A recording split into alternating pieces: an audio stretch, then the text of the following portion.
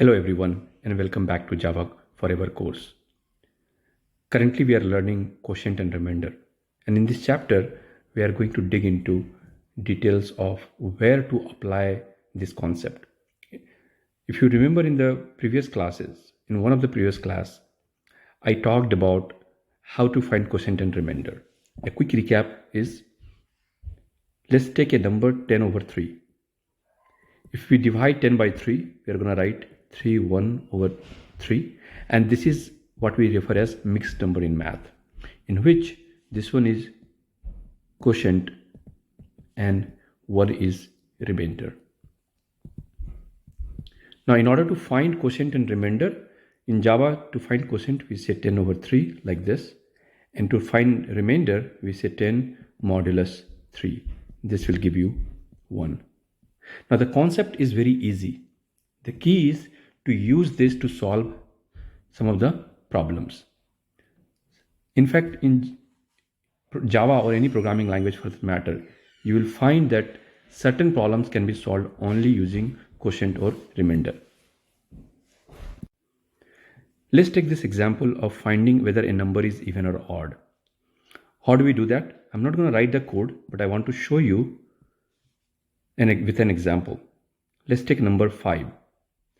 To find whether 5 is even or odd, our algorithm or logic is to divide this by 2 and find the remainder. And in this case, remainder is 1. If this remainder is 0, the number is even.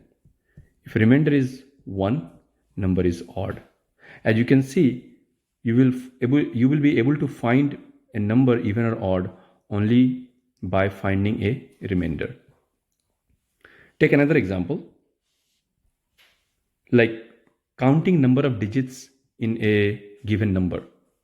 Let's say a number is 6993. There are 4 digits in this number, but how do we find it? If you divide this by 1000, you will get 6 as quotient, which is what we will get it, and remainder is 993. Then again in the next step, if I take 993 and this time divide by 100, you'll find 9 as quotient and 93 as remainder, and you got 9. Let's take 93 now, which is the remainder, divide this time by 10, and you will get it 9 as quotient and 3 as remainder, and we don't have to do any further operation. But this way I was able to extract all the individual numbers, which is 6, 9, 9 and 3.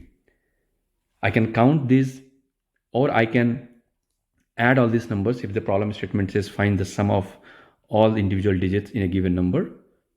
But in all of these cases that I have listed here, and you will have plenty of opportunity to practice this, either part of the quiz or part of the test of this chapter.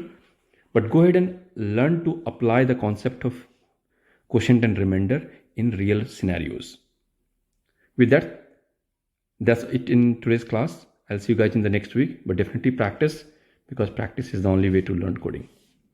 Thank you and see you guys again. Thanks for watching. Do subscribe and press the bell icon for more videos.